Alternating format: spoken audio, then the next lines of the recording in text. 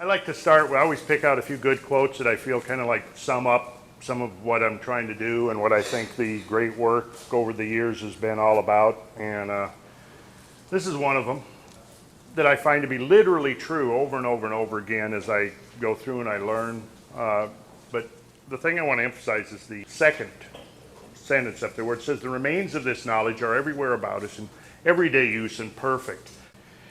And I find this to be literally true, and part of what I try to do with my programs is to communicate to people this understanding of how these things are manifest in just the everyday world in ways that one even doesn't even begin to suspect, but they're there. And beginning to recognize the fact that there is a sacred component to our everyday life can be quite transformative when you realize that when you begin to ponder really how it ended up being there.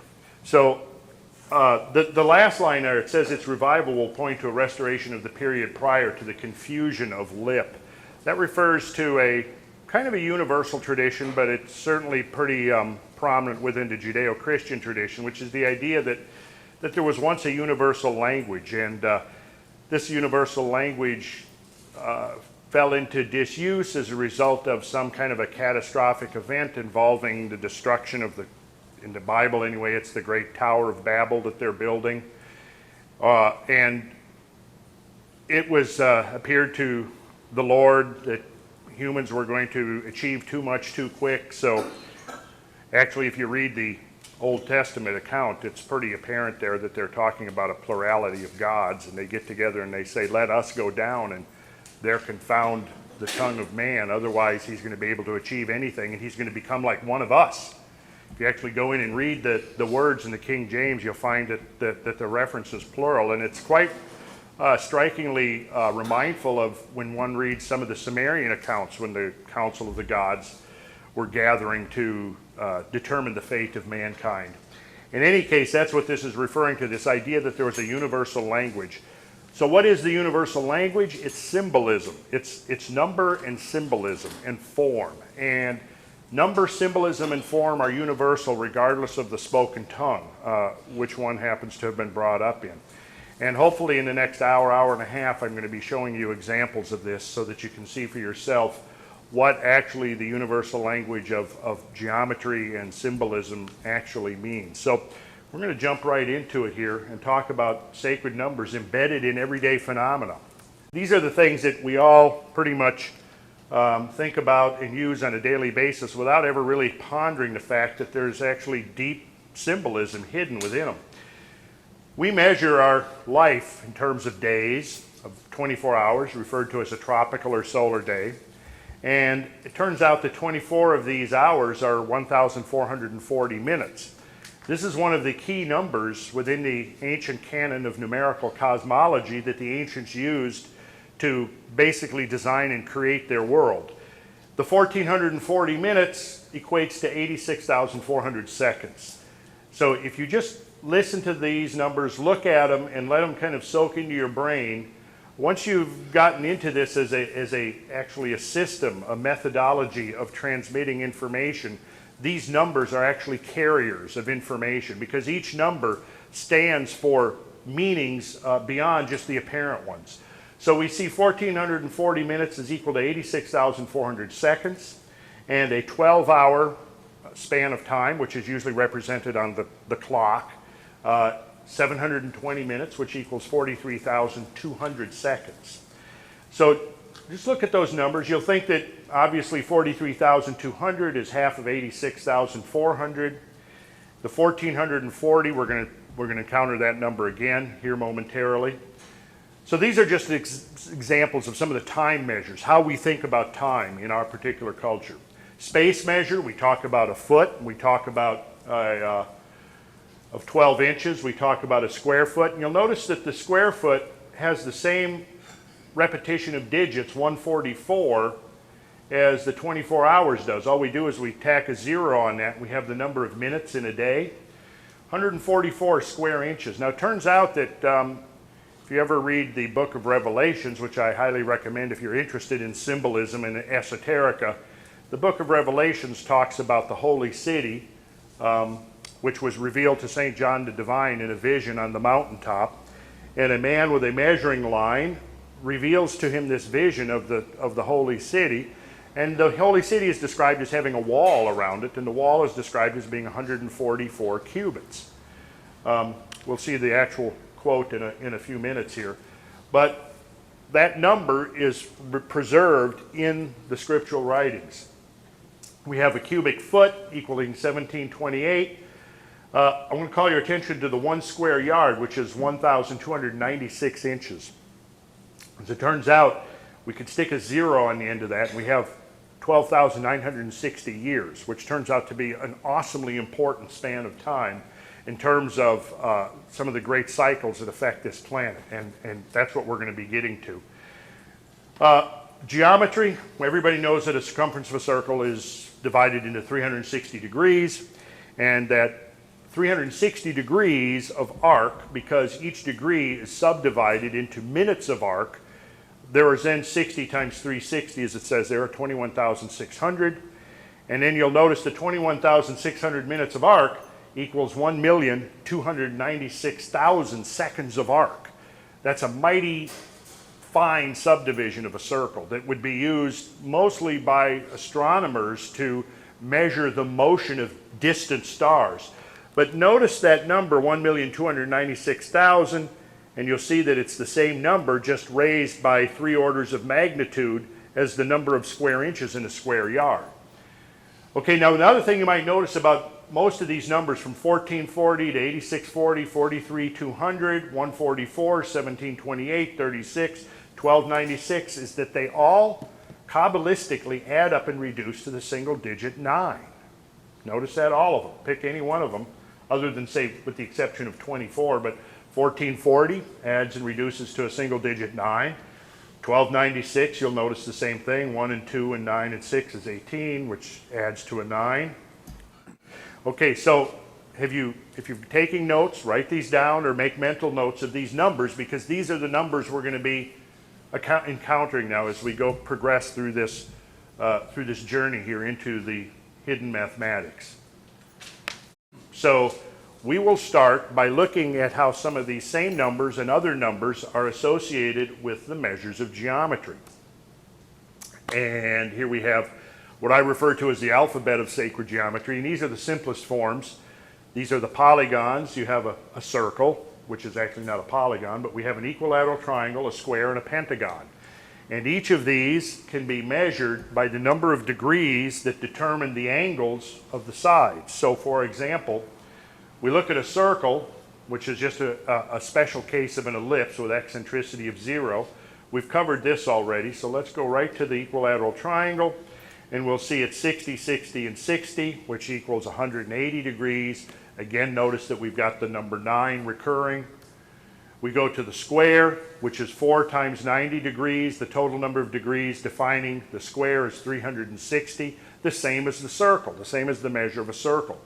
And we measure the polygons by essentially measuring the angles of the vertices or the corners. So then likewise with the pentagon, each of the angles between successive edges is 108 degrees.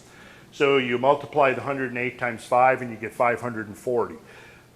Again, notice, everything adds up to 9 for some strange reason. 108 is going to turn out to be a very important number. It's a lunar number, as you're going to see. 108, anybody know what metal has an atomic weight of silver?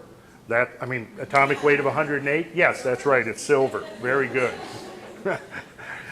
All right, so let's get into some of the solids. Tetrahedron is this form right here, and it's composed of 4 of the equilateral triangles. So we have, as it says here, there's 4 triangular faces. 4 times 180 is 720 degrees. That is the total angular measure of this particular geometric form. This is known as one of the Platonic solids, or regular polyhedra. Polyhedra means multiple faces, and the regular polyhedra is the family of 5. There's only 5 that have the same shape or the same polygonal face. In this case, the equilateral triangle. And then we will move on to the cube, and the cube is 6 faces, and they're each square, and we saw that each of those square faces had 360 degrees, 6 times 360.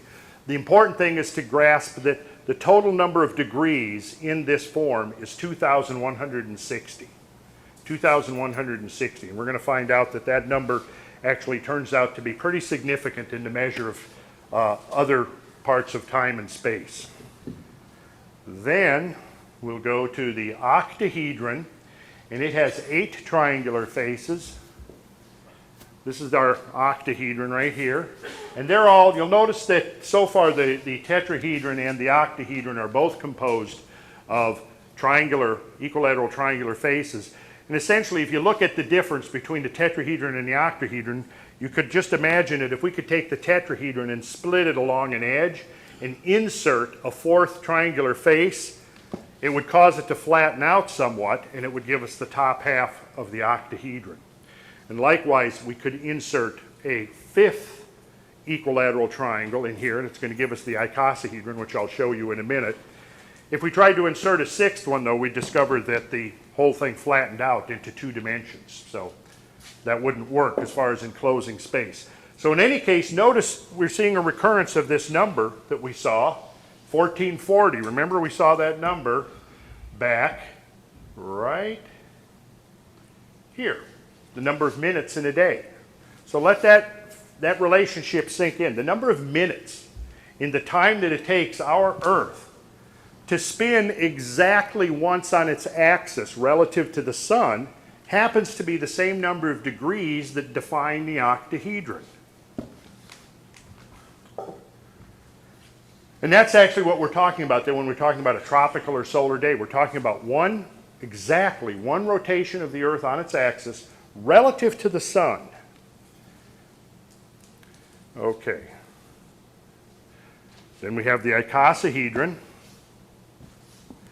which is 20 faces, all equilateral triangles. You can see if you look at the vertex of this thing, you see that there are 5 faces clustered around each vertex.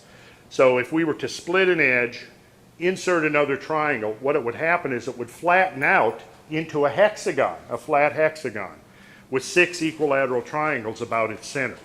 In any case, there are 20 of these triangular faces. 20 times 180 is 3,600. So again, we have one of our 9s.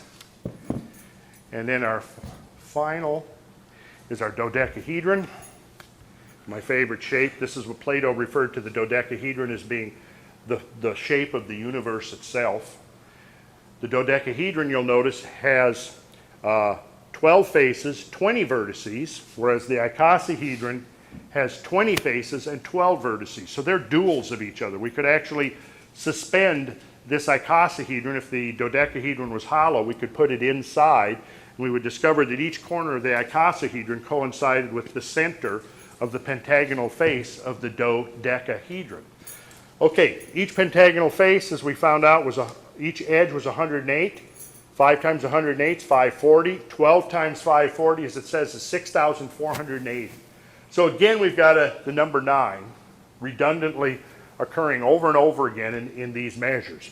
Okay, 6,480 turns out to be a critically important number as well, as you're going to see as we proceed along here. Oh, and then we have the star tetrahedron, which would be 2 tetrahedrons interlaced, and I don't have one of those today, but if you can picture a tetrahedron like this and then one like this interlaced, it gives you this, what's known as sometimes the star tetrahedron or the stellated octahedron. It is composed of 2 tetrahedrons, each of 720. So here again now you're seeing the repetition of this same number, 1440, being the measure of the star tetrahedron. And we're going to go past some of this. This starts getting into some of the really interesting nesting relationships that tie these forms together, but I didn't want to spend a lot of time on this today because this is actually the kind of stuff that we cover in a more in-depth class. And in order to make sense out of it, this is the kind of drawing exercises that we would do in a sacred geometry class to begin to understand the nesting relationships of these particular geometric forms. Okay, so now we're going to talk about time measures. The first thing we're going to look at is astrological time cycles. I don't know how many of you have studied astrology, but in this particular scheme of time, the total duration of the precessional cycle, which is 25,920 years, this is the motion of the Earth on its axis like this. Or you could think of it like this. The axis of the Earth actually forms sort of an hourglass motion, a long, slow period of rotation. You could consider it Earth's third motion, next to its first motion, which is the daily rotation of the Earth on its axis, its second motion, which is the orbit of the Earth around the Sun, and its third motion, which is the precession of the Earth's axis. The diurnal or daily rotation of the Earth on its axis gives us the day-night cycle, which is obviously of critical importance to our life down here on Earth. The orbit around the Sun also is likewise of critical importance because that's the yearly cycle. The third motion is what the ancients referred to as the great year. And it's been measured by astronomers at slightly over 50 seconds of arc of motion per year, which actually puts the astronomically determined number slightly less than this one. But we don't know that that's necessarily constant for the whole cycle. In any case, the ancient number that was typically attributed to this great year cycle was 25,920 years. That great year was considered to be analogous to our annual year. And just as the annual year was divided into 4 seasons of spring, summer, winter, and fall, likewise the great year was divided into 4 great seasons, symbolized by the 4 fixed signs of the zodiac: the bull, the lion, the eagle, and the man or the angel. If you divide 25,920 by 4 to determine the duration of each season, you'll discover that it's 6,480 years, which is interesting because 6,480 years, as you recall, was the total measure of the dodecahedron. So here we have this same number linking the measure of space in terms of the dodecahedron, 6,480 degrees, and the season of the great year, which was considered to be profoundly important to ancient cultures all over the world, who had various ways of representing this 4-fold division of cyclical time. All right, then we have, from the ancient Chaldeans, we have what was known as the Saros cycle, which was 3,600 years. So we see a repetition of that number. The 3,600, if you recalling and are taking notes, is the number of degrees measuring the icosahedron. Then we have the decans. You'll notice that a Platonic month, which is 1/12 of the great year, right there. You divide that number by 12, you get this number, 2,160. And that number, you may recall, depending on how good your memory is the number of degrees measuring the cube, 2,160. And then you'll notice the 2 decans of the ecliptic, or 20 degrees of the ecliptic, is 1,440, the number of degrees in the octahedron. And 1 decan, or 10 degrees, for any of you who've studied astrology, you know that the decans are important to astrological determinations. 1 decan of 10 degrees then takes 720 years. And so here we have all 5 of the Platonic solids represented in these particular time cycles. And over here, I'm going to mention that ancient cultures all over the world used to run 2 calendars successively. A secular calendar, which is typically like our modern calendar of 365 1/4 days, and then they would have a sacred calendar of 360 days, and 5 days intercalated, they would call it. And typically, they would do, whether it was the Greeks or the Egyptians or even the Mayans, ancient cultures all over the world had similar traditions of setting those 5 days aside, and they were considered to be unlucky. And so no work, no activity, nothing. Nobody ever tried to do anything on those days. They would just take those days off. 5 days off, and then they would resume again and pick up their sacred year of 360 degrees. Now the Sumerians had a belief that the year was once actually 360 days in length, and that somewhere along, as a result of some cosmic catastrophe of some undefined sort, the year was lengthened by 5 1/4 days.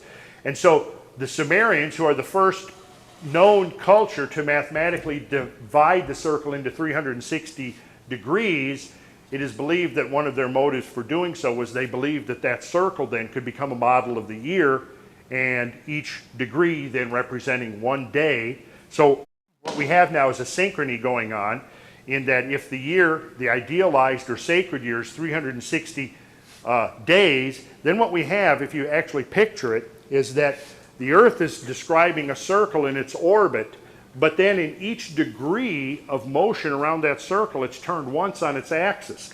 So what we have there is a synchronization of this cosmic motion representing these numbers. So in any case, the ancient cultures would reckon time measure by 360 days according to the sacred calendar.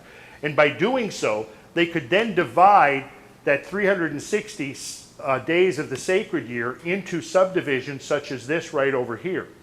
And we'll just run through that very quickly. You'll notice that one deccan turns out to be 10 days within the sacred calendar, and that's exactly 14,400 minutes. So here we have the same numbers recurring again.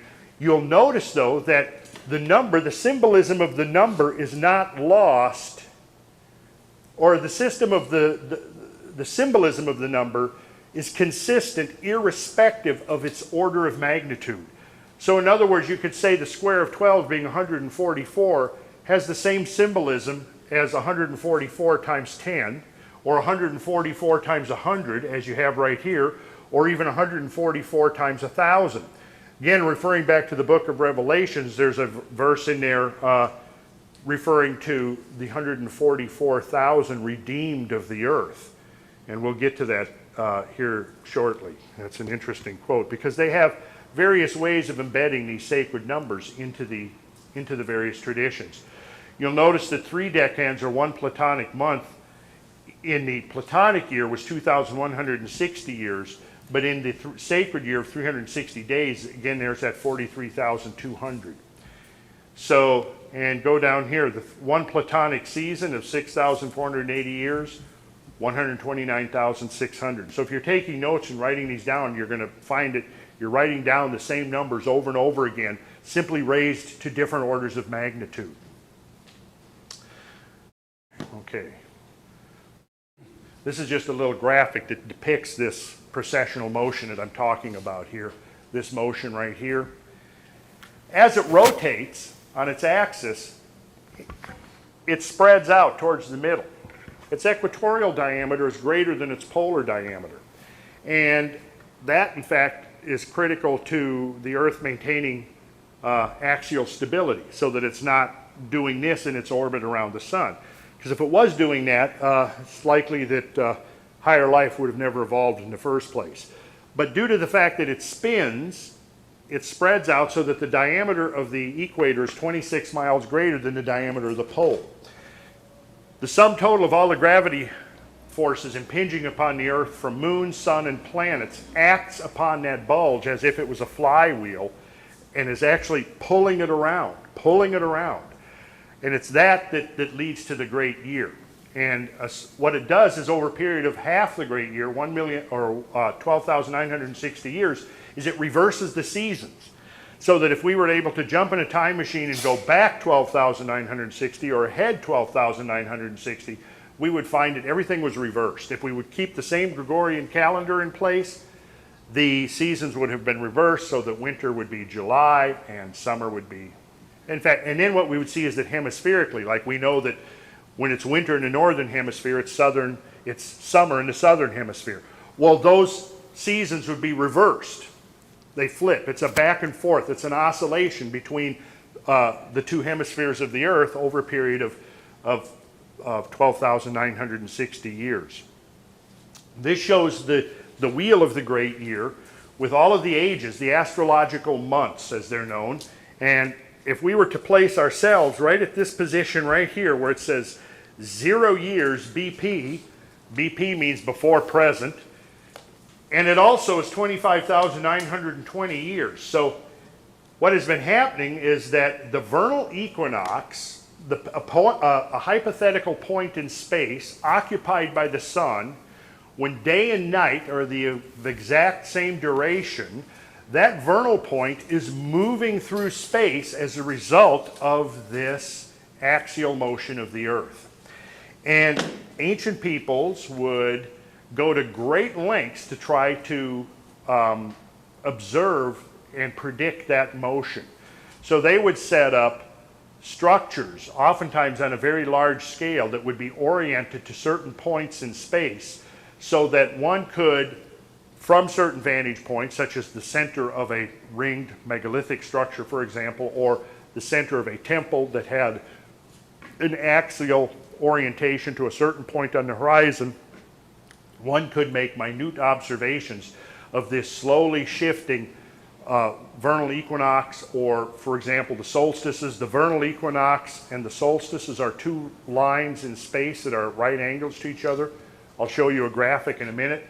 But in any case, as we go around this wheel, this great wheel here, this wheel of this cosmic wheel, what we're going to see is that each of these is a zodiacal sign.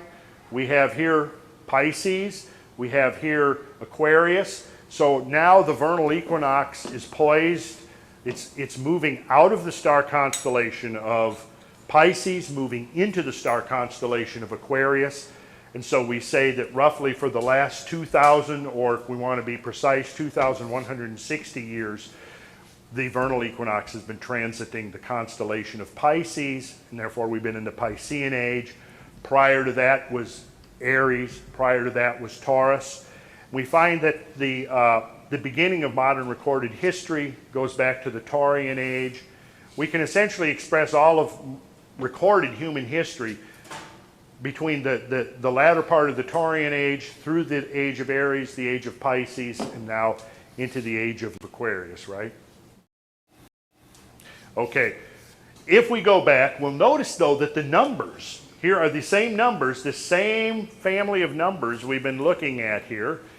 2160, 4320, 6480, 8640, 10,800. We saw the number 108. I called your attention to that when I was asking you what was the atomic weight of silver and which metal, which astronomical object is silver associated with? The moon, yes. 12,960 puts us exactly on the opposite end of the equinoctial axis, and then we see at right angles to each other we have, this is the autumn-spring axis, and this is the summer-winter axis.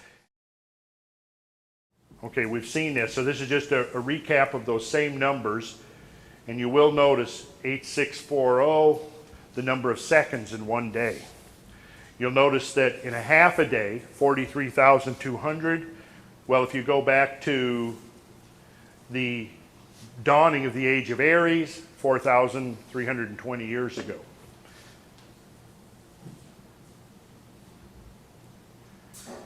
And these are just more interesting ways that these numbers show up. If you take 25,920 seconds and set each second corresponding to 1 year of the great year, you'll discover it's exactly 432 minutes. 25,920 hours in turn is 1,080 days. And 25,920 days is equal to 72 years in the sacred calendar. Which is interesting because I think most determinations of the average human lifespan right now in history is about 72 years. So you could think of a human lifespan as being equivalent to 1 day of the great year. There's an interesting proportional relationship going on there between the total precessional cycle of 25,920 years and one human lifetime.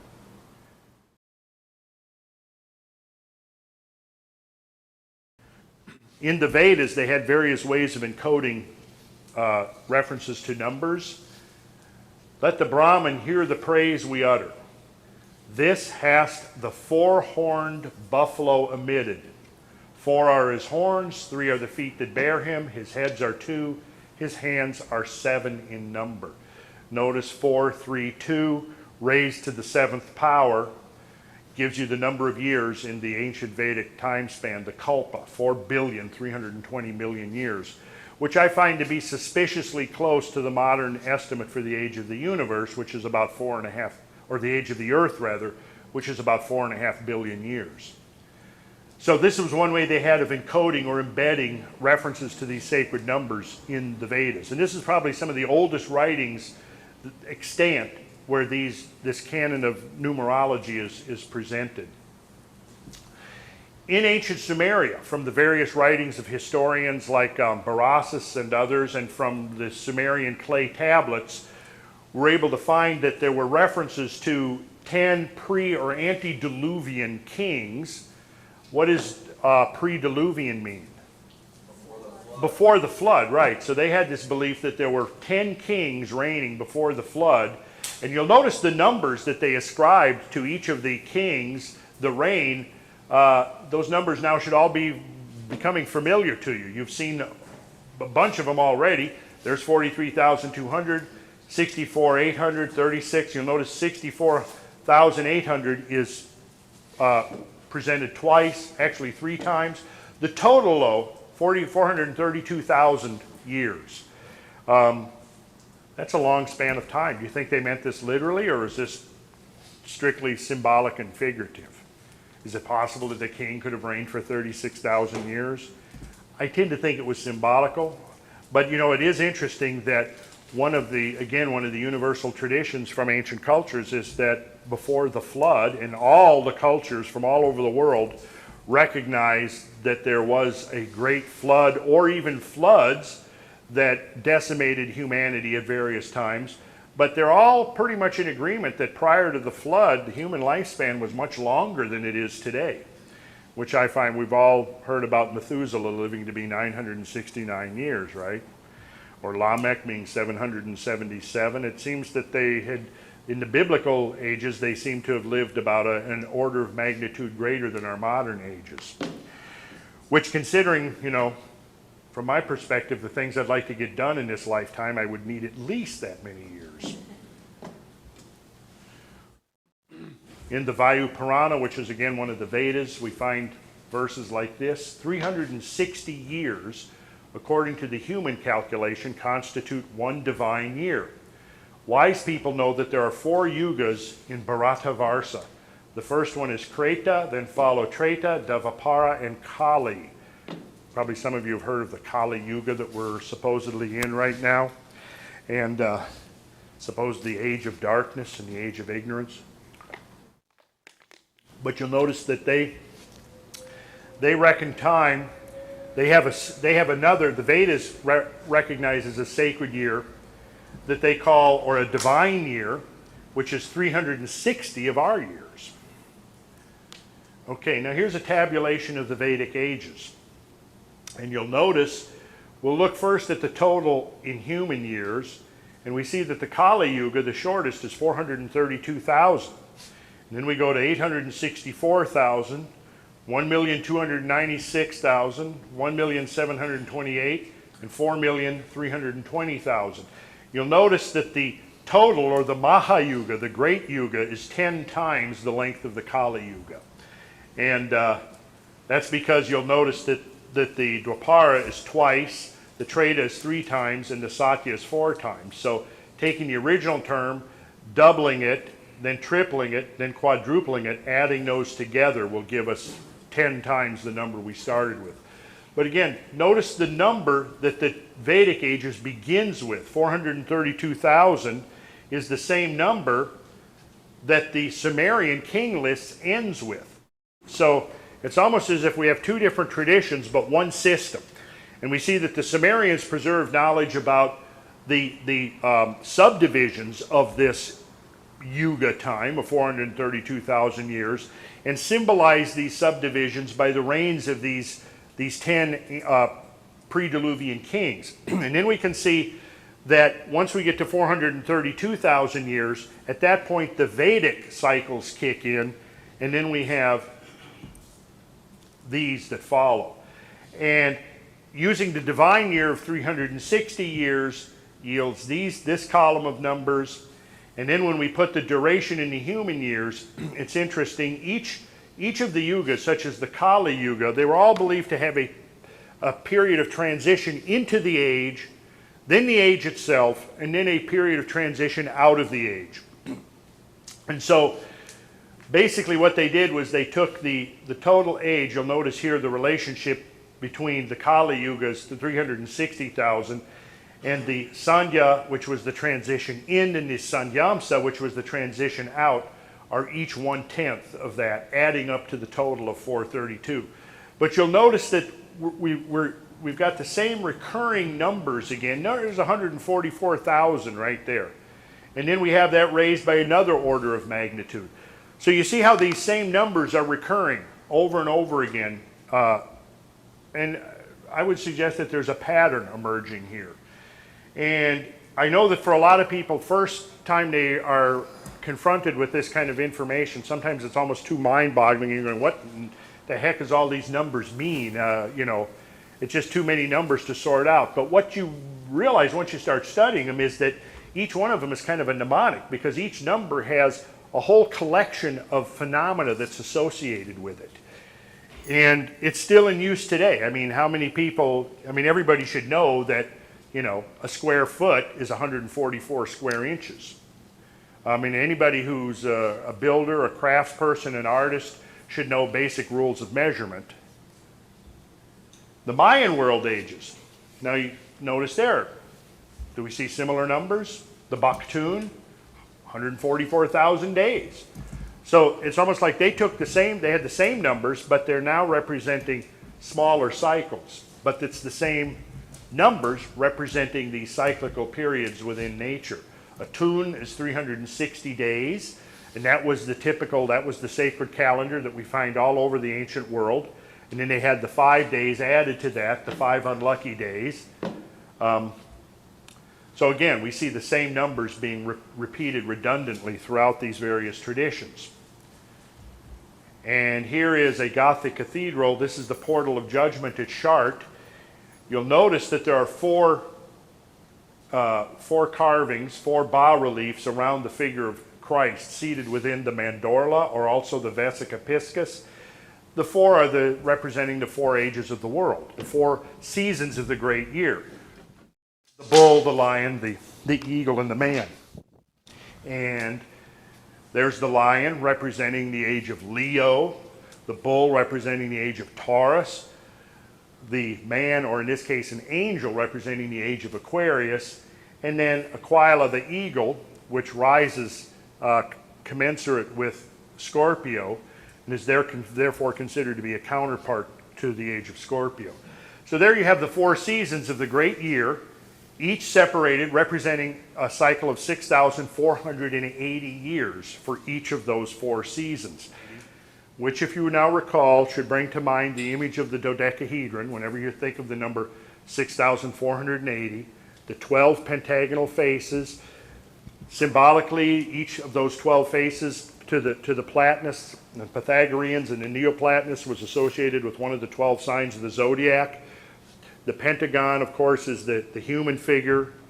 Think of the Vitruvian man, the Da Vinci man in the circle with 5 extremities and your 5 fingers on each hand. The fact that the pentagon manifests the golden section geometry, and we as humans are actually the highest mathematical expression, biological expression of the mathematics of the golden section, which relates us intimately to the geometry of the pentagon and the dodecahedron. Sacred numbers embedded in solar system architecture. I'm only going to show you a few examples of this in order to convey to you the idea. The solar orb. Well, if we measure that, we discover its radius is 432,000 miles, which of course means that its diameter is 864,000 miles. So notice that we measure the sun according to the human measure of miles. And by the way, what is the origin of the mile unit that we use? Anybody know? Origin of the mile? Origin of the mile, it comes from the Latin word mil, which means 1,000. So it's talking about 1,000 something. What would it be talking about? 1,000 what? 1,000 paces that average 5.28 feet in length. It actually goes back, we know that Romans were using a mile that were 1,000 paces, and they would lay out, Rome, for example, had a city center, and everything was measured outwards from that city center according to paces, and those paces were 1,000 of them gave the Roman mile. The Roman pace was a little bit shorter than the British pace, which is where we get our mile from. Our mile, in fact, interestingly, and I'm going to show you a diagram of this shortly, Stonehenge is 105, the outer ring of the Sarsen stone circle measures right at about 105.6 feet, which makes it 1/5 of a mile, or 1/50th of a mile, I'm sorry. That and several other numbers that we find in megalithic structures in ancient England suggest that the mile was actually a unit of measure that was being used as long ago as 4,000 years or longer. And we're still using it today, the same unit of measure that could have been used 4,000 years ago. And for that reason, you know, and once you begin to get into and understand the sacred basis of our ancient metrological or measuring systems, you'll realize that if we convert completely over to the metric system, we're going to lose something very, very profound. All right, remember what was the length of the Kali Yuga? 432,000 years. What was the length of the Dwapara Yuga? 864,000 years. What was the length of a Platonic month? 1/12 of the great year. Anybody remember? 2,160 years, right? The same number of degrees that measure the cube. All right, what are we looking at here? Anybody recognize that? Look familiar? The moon has a radius of 1,080 miles, which gives it a diameter of 2,160. Remember I said that 1,080 or 108, and its double, 2,160, was a lunar number. See, this is a clue to you now. There are several references, for example, in the Sumerian tradition describing the ark built by Xisethus, which is being described as a cube. That makes no sense. You think, what kind of a ship is it that would be described as a cube? You know, that wouldn't be very seaworthy, a cube, right? But it's not referring to an actual ship as we think of it. It's referring to the cubing of the sphere. And in this case, the sphere that it's referring to is the moon, which was symbolically considered to be an ark to many of the ancient cultures that believed that the earth was periodically destroyed by great catastrophes. So we have the number 1,080, and we have the number 2,160. And then we have the earth. You know, that's the earth. And again, because of the spinning of the earth on its axis, we have this difference between the polar diameter, 7899, or just thinking round number, 7,900 miles, and the equatorial diameter, 7,926. So that creates a 26-mile difference. And thank you for that 26-mile difference, because life on Earth would be a very chaotic affair without that bulge. We see that the diameter of a sphere with the same surface area as Earth is 7,920 miles. And also the diameter of the Earth, when you take it from, if you slice it through the Tropic of Cancer through to the Tropic of Capricorn, that diameter also is about 7,920. So we use 7,920 as the sacred number to represent the Earth, because even though the Earth varies considerably between equatorial and polar diameters, we find that at a very significant piercing through of the Earth's diameter from one tropic to the other tropic turns out to be 7,920 miles. We also find that if we take a perfect sphere that has the same area, the same surface area as the Earth actually has, its diameter would be 7,920 miles. So that's the number we use for the Earth, which means that its radius is half that, or 3,960. And in most books you read, astronomy and so forth, when they're talking in round numbers about the radius or the diameter of the Earth, these are the numbers they use. Okay. Now, what I've got here is evidence for advanced geodetic knowledge in archaic times. What is geodesy or geodetic knowledge? Geodesy is the determination of the size and the shape of the Earth. Early in the 19th century, such knowledge was acquired by extensive land surveying and triangulating over large tracts of the Earth's surface. Since the 1970s, orbital satellites have provided the most accurate picture of the Earth's exact size and mass distribution.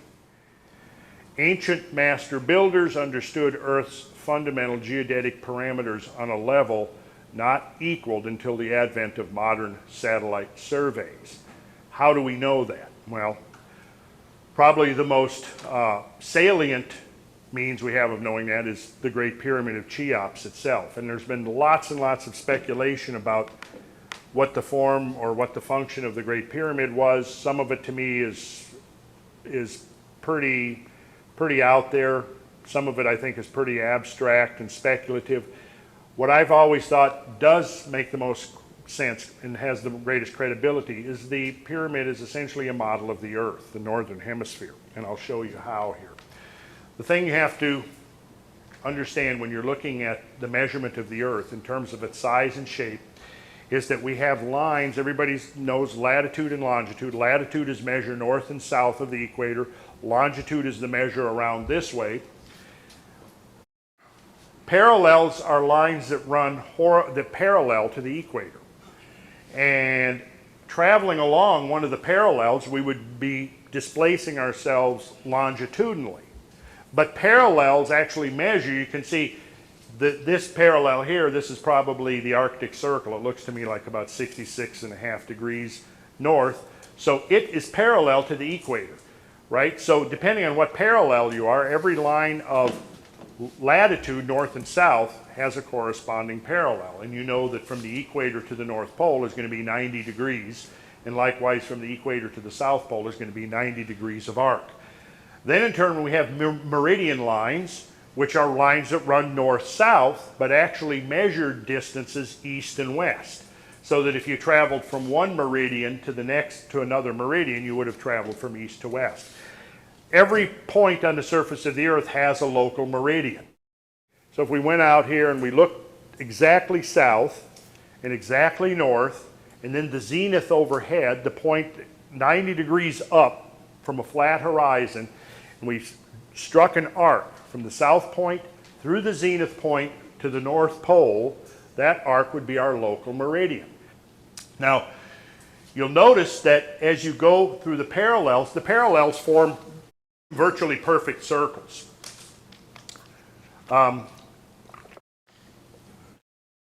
The meridian lines, on the other hand, are not circles because of the flattening of the Earth, because of the expansion of the equator. If you draw a line around it this way, and cut the Earth this way, it is not going to be a circle. If you cut it this way, it will be a circle. Okay, that creates very subtle differences in geometry. When you're measuring a meridian line north to south, what happens is that as you travel north away from the equator, if you are going on a perfect sphere, then each degree of latitude north would have the same distance. But it's not a perfect sphere, it's flattened. So as you're moving towards the North Pole, the Earth is actually flattening out. The Earth's radius is shrinking. So it's flattening out. What that means is that to traverse a degree of arc, you have to travel further as you get away from the equator towards the North Pole. You'll notice that at zero, when you leave the equator and go to the first degree north latitude, you've gone 68.703 miles. But if you look down here at the very last one, when you traverse that last degree from 89 and you finally get to the North Pole, you've traveled 69.4 miles. So those degrees have stretched out. The thing to grasp here is that if we're measuring the size and the shape of the Earth, that's going to vary depending on where on the Earth we're making those measurements. This is important because what we discover is that the ancient peoples knew this and incorporated it into their architecture so that they would derive units of measurement that were ultimately based upon the size and shape of the earth where the structure was being built.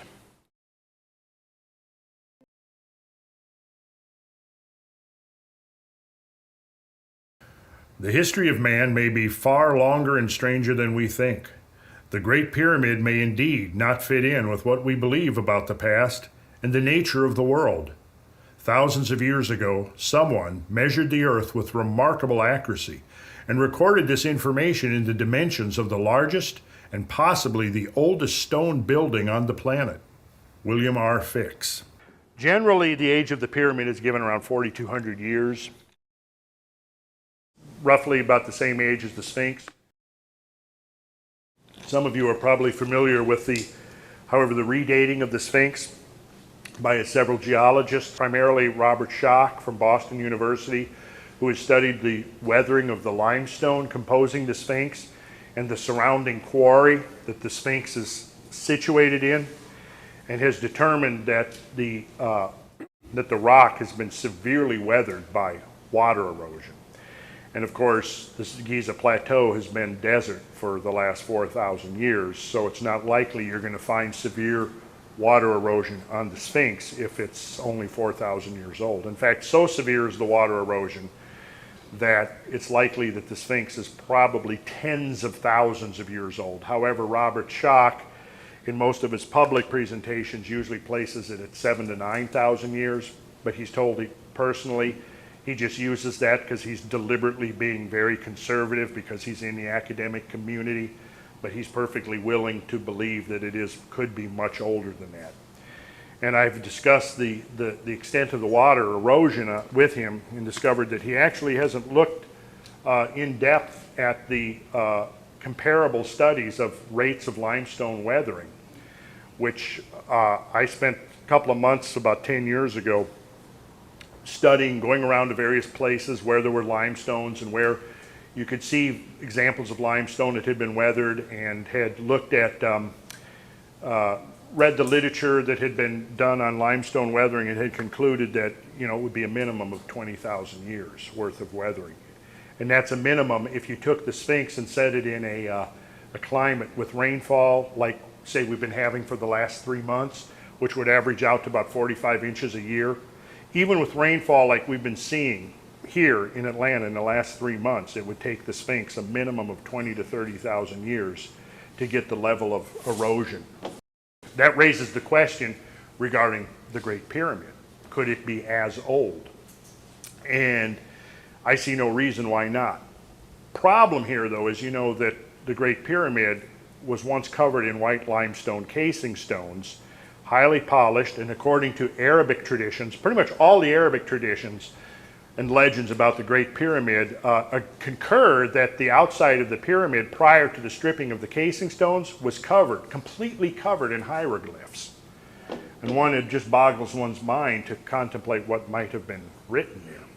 But clearly, I have a hard time imagining a greater act of vandalism in all of history than the stripping of those stones. In fact, there had been efforts to get into the pyramid up until the time of Al-Mamun, which was, I think, around 1200 AD, but they were completely ineffectual. And then somewhere around the 12th century, I've forgotten the exact year, there was a great earthquake in northern Egypt, and it caused most of the buildings in Cairo to collapse, and it also loosened some of the casing stones on the pyramid, which allowed them to get in and pry those stones loose from the top.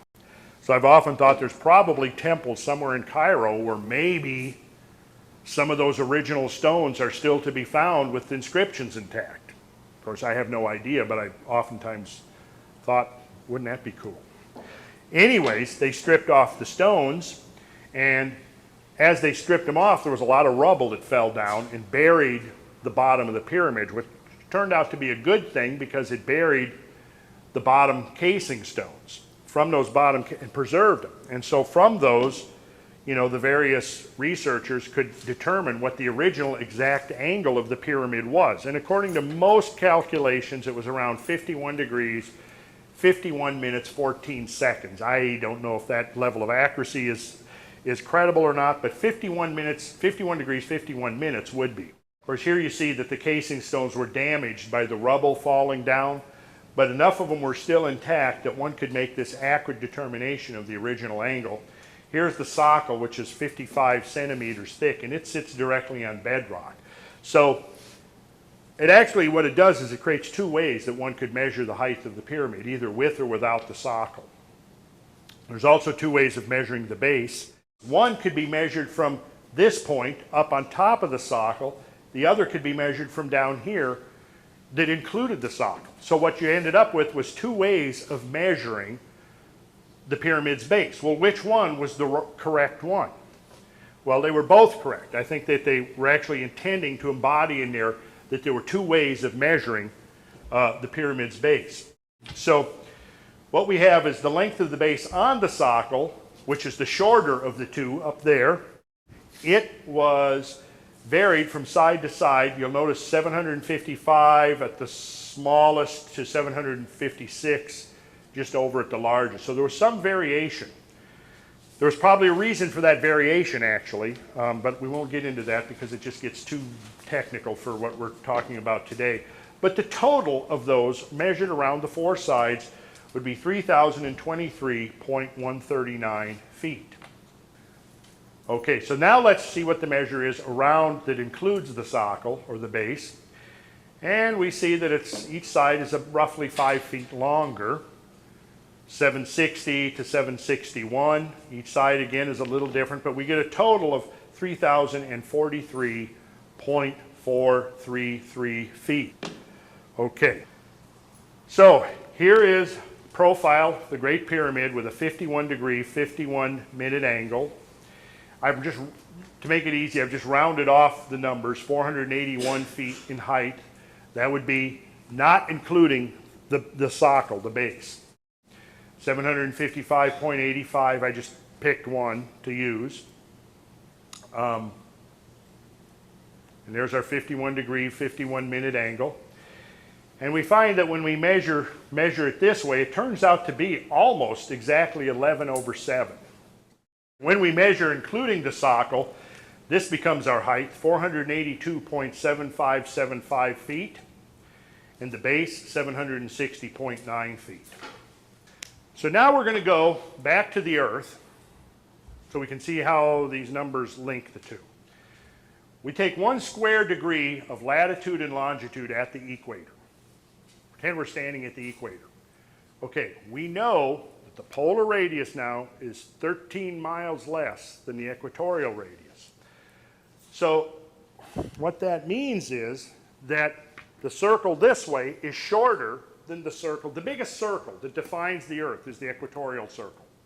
So a degree of measure on the equator is going to be the biggest, the longest of any degree we measure anywhere on the Earth, the equator. Okay, the north-south is going to be a little bit shorter. And you'll notice right there, we've got 68.7 miles north to south and 69.17 east to west. So it's not a perfectly square unit, is it? It's a little bit distorted. Well, that distortion is totally significant because it's that distortion that is a measure of the Earth's departure from being a perfect sphere. And it's that departure of a perfect sphere that is very significant to us, because without that, again, Earth's orbital stability would be non-existent. Okay, so we're going to divide this up a little bit. If we take this square degree of latitude north to south, longitude east to west, and we look very carefully down in the lower right-hand corner, you're going to see something, a little square. You see that little square? That represents 1 minute, 1/60th of the degree this way, 1/60th of the degree this way. So that's 1 minute of latitude and longitude. All right?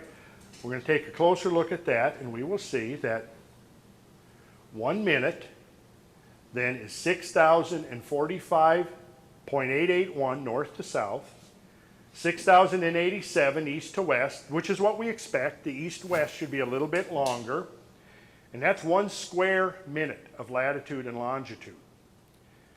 Okay, now we're going to divide each of those lengths into two. We're going to divide our square minute into 1/4 sections.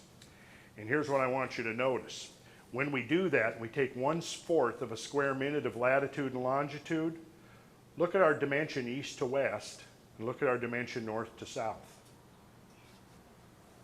And look at these two numbers. In fact, here's an accurate calculation. We take the 482.755 feet, which is the height, and what we discover is that if we multiply that by the number 43,200, which is one of our sacred numbers that we've seen right there, 43,200, it shows up in the Vedas, in the Sumerian king lists, etc., etc. If we multiply the height of the pyramid by that number, this is what we come out with, 3,949.83 miles.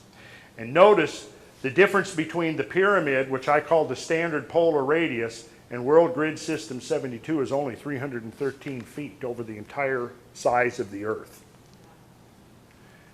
So we have essentially the pyramid being a scale model of the Earth, the northern hemisphere, at a scale of 43,200 to 1. If we take the pyramid, enlarge it by 43,200, its height, including the socle, now becomes the polar radius of the Earth within 300 feet of our satellite surveys. Then the two measures of the base are exactly the difference between the east-west difference and the north-south difference at a square minute at the equator. Now, the skeptic and the reductionist would dismiss this and say, it's just a coincidence, you're just playing with numbers. And I would say, okay, you can believe what you want, but it's there. The numbers are there. You can take the surveys of Egypt by Cole.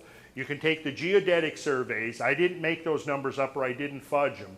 And what you discover is that when you expand it by 43,200, which, if the number was just some arbitrary number, but it turns out that the factor of expansion turns out to be one of the critical sacred numbers within the ancient systems.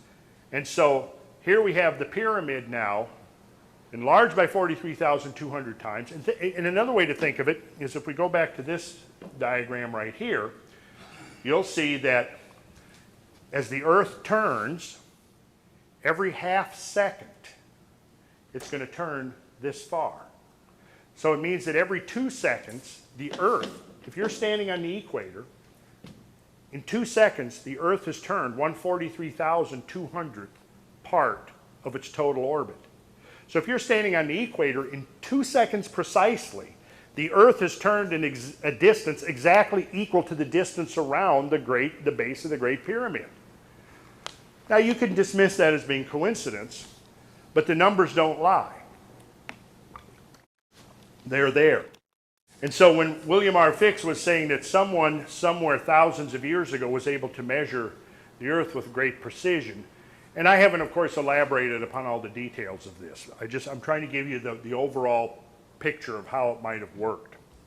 And so it is not amiss to say that the pyramid enshrines a measure of the Earth that could be considered as accurate as those determined by modern satellite surveys.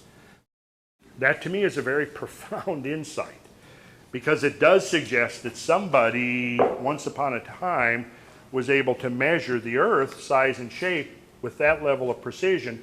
And if they were able to do that, what's the implication of that? See, that's the interesting part.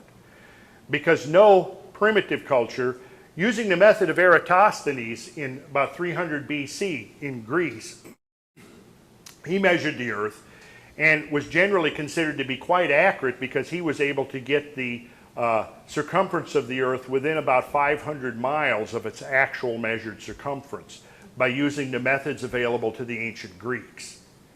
You see, and he was considered to be the first to measure by basically putting a stick in the ground and measuring the angle of the shadow on the longest day of the year over a couple of successive years. That's actually an exercise we do in the sacred geometry class because it's very interesting how he did that.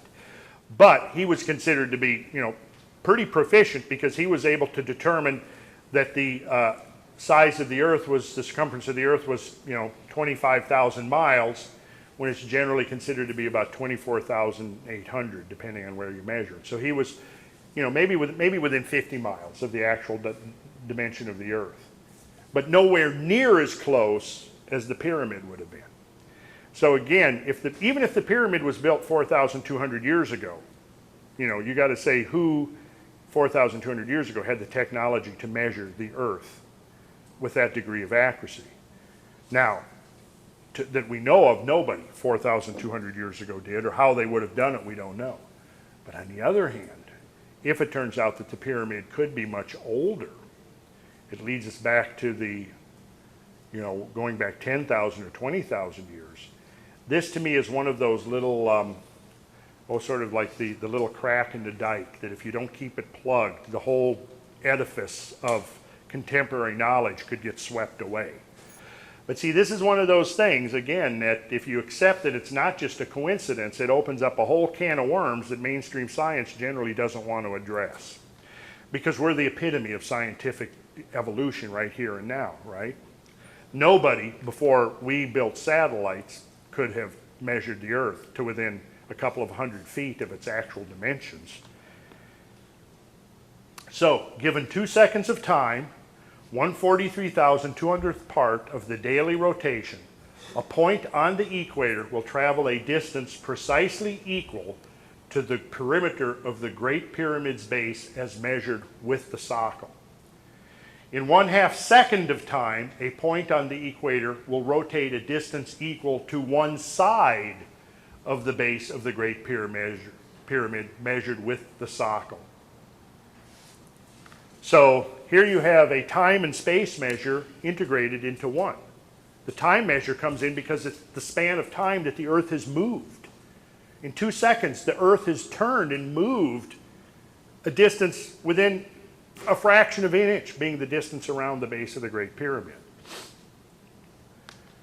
And so the height of the Great Pyramid measured with the socle is 1/43,200th part of the Earth's polar radius. So therefore, the Great Pyramid is a model of one hemisphere of the Earth at a scale of 1 to 43,200. So if we took the Great Pyramid and we created a duplicate and turned it upside down and put the two together base to base, that would now give us the polar diameter.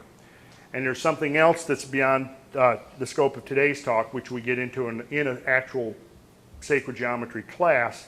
And this is looking how the pyramid is also the solution of the squaring of the circle, the ancient geometry problem of the classical world, the squaring of the circle. And that has very important implications for understanding the Great Pyramid as a three-dimensional map of the Earth.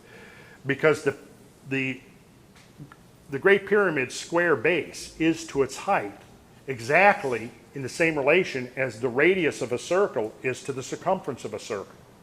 So you could picture that what's happening there, that means that in all maps you have a line of constant proportion, a line of where the scale, you know that all maps that you look at, there will be somewhere on the map where you have an accurate scaling, and as you move away from that line of accurate scaling, the maps become distorted. Well, if you've got a square and a circle of equal perimeter, you see, the Earth's equator, think of as the circle, and you think of this pyramid being enlarged 43,200 times, its square base is now the same distance around as the Earth's equator, right? So if you're mapping from the arc, the circular arc that's the Earth's equator, taking that and flattening it out, and now mapping it onto the base of the pyramid, the 43,200 times bigger pyramid, it's going to be exactly the same length. So there's going to be no distortion around the perimeter of the pyramid's base and the height of the pyramid, which is exactly the polar radius of the Earth. So that, from the standpoint of cartographic information, the particular geometry of the pyramid is very relevant because it is the solution to the squaring of the circle problem, which is something we study extensively in a sacred geometry curriculum.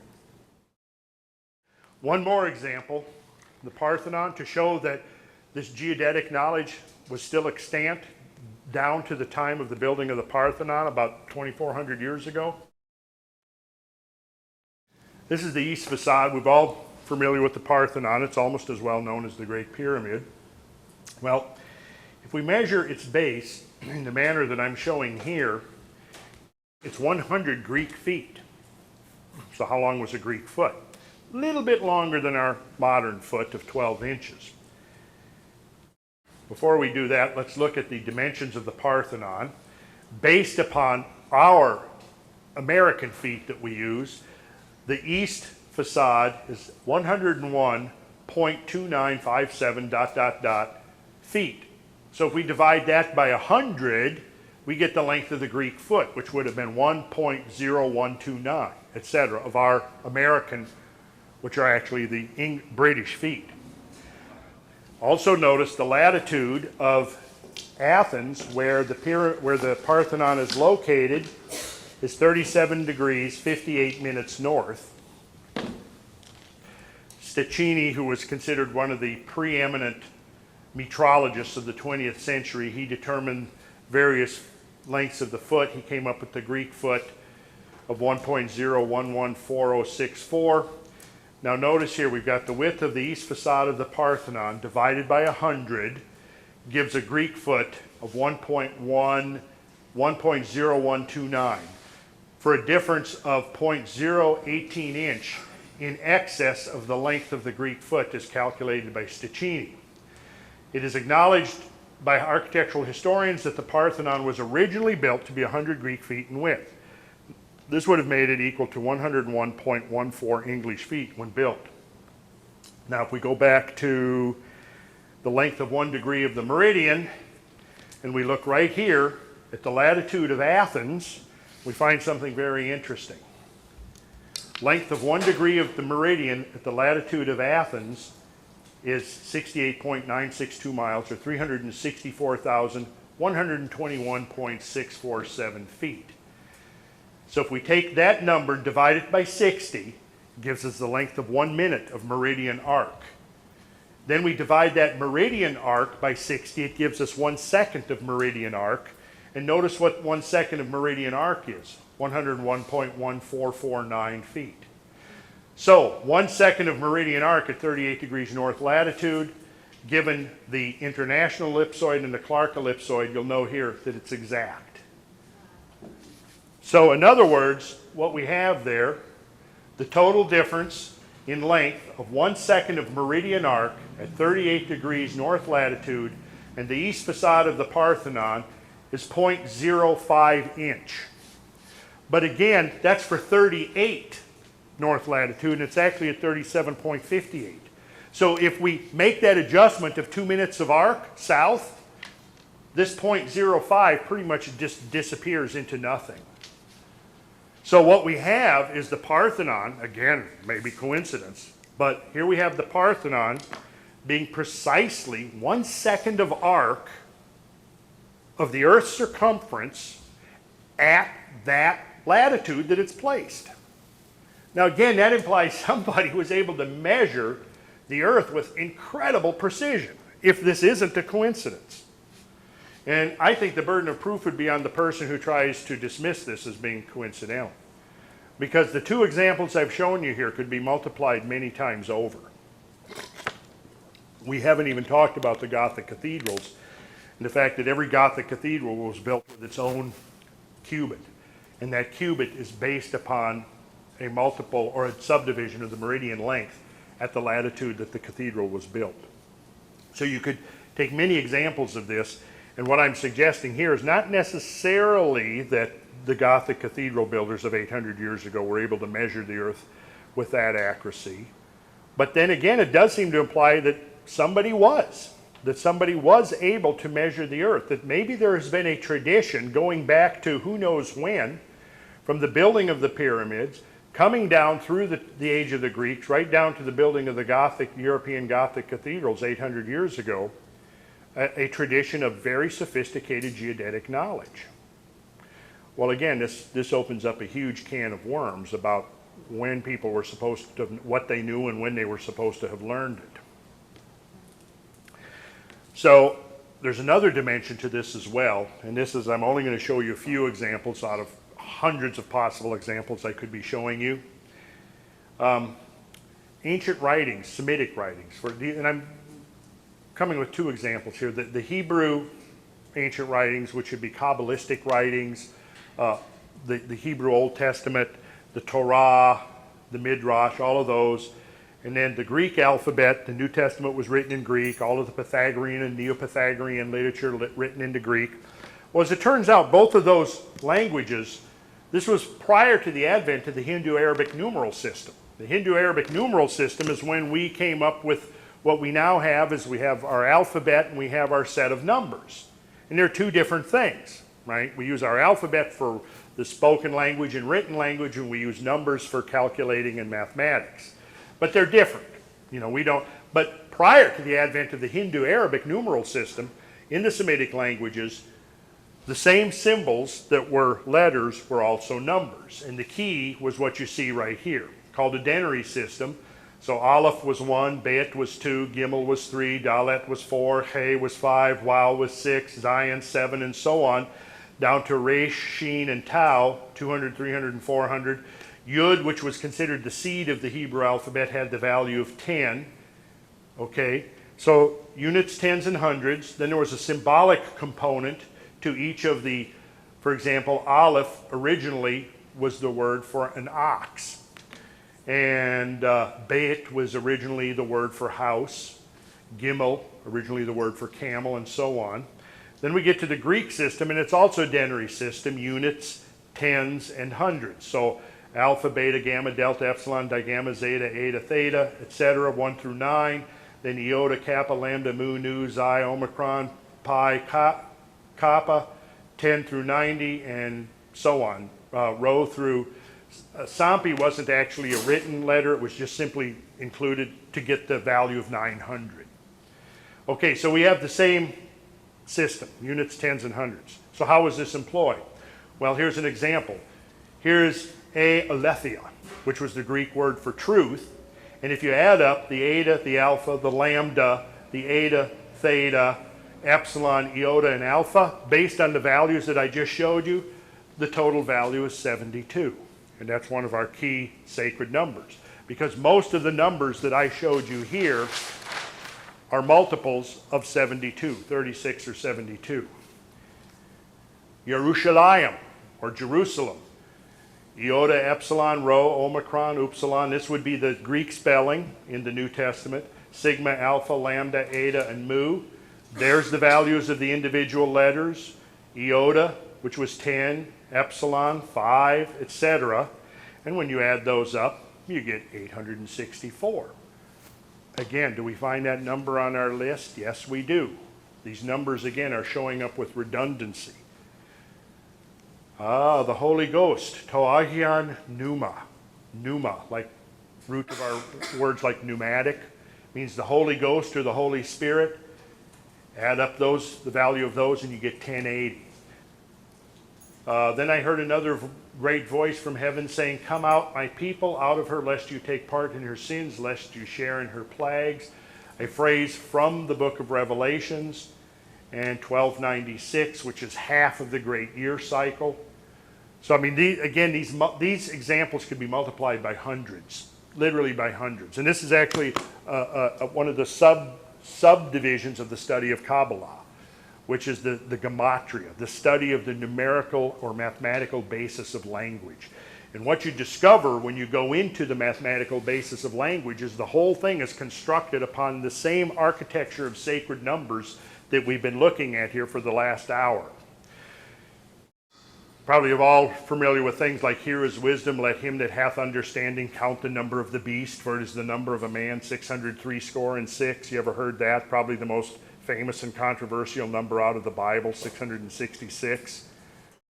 Well, if you want to understand what that is actually referring to, you have to peel back the outer literal representation of these tales and look at the underlying mathematical architecture, because that's where it's concealed.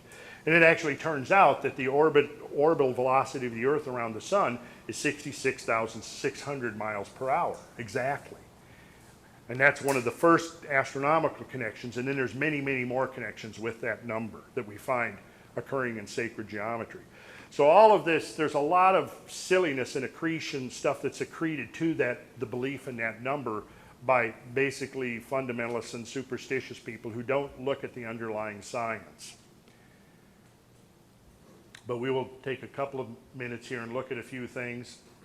I lifted up, this is from the Old Testament, Zechariah. I lifted up mine eyes again and looked, and behold, a man with a measuring line in his hand. Then said I, whither goest thou? And he said unto me, to measure Jerusalem, to see what is the breadth thereof and what is the length thereof. Old Testament prophet, Zechariah. So here was the beginning of his prophetic experience, his prophetic vision, as he sees this man who's got a measuring line in his hand. And he says he's going to go measure the holy city. And when he does see, then what's the revelation that follows? The revelation is the sacred geometry that composes that is the basis of the architecture of the holy city. So the whole revelation is really, it's a geometric revelation. Again from the book of Revelations, and I looked, and lo, a lamb stood on the Mount of Zion, which to anybody who's versed knows that that's a reference to the sign of Aries, the lamb. And with him 144,000, which is this number right here, having his father's name written in their foreheads. What does that mean? Well, it means that somebody who studies sacred geometry, eventually you've got these numbers as such an integral part of your consciousness in your forehead, in your frontal lobe, your waking consciousness, that these numbers literally become a part of the way you experience reality and experience the world, because the numbers are all around us in the world. It gives a shape to the world. It defines the periods of time that governs the cycles of our life. And I heard a voice from heaven as the voice of many waters and as the voice of a great thunder. And I heard the voice of harpers harping with their harps. And they sung, as it were, a new song before the throne and before the four beasts. What are the four beasts? The bull, the lion, the eagle, and the man. It divides the cosmic wheel into periods of 6,480 years. So there's a veiled reference to that cycle of time, 6,480. And no man could learn that song but the 144,000 which were redeemed from the earth. Now, when you get into Kabbalistic studies, you can go to the English translations to to lead you into the outer portals. But if you want to get into the inner teaching, you've got to go beyond that, and you've got to go back to the original languages. And I'm not going to get too much into that, but the word redeemed is actually a very interesting word. It's talking about the redeemed of the earth, 144,000.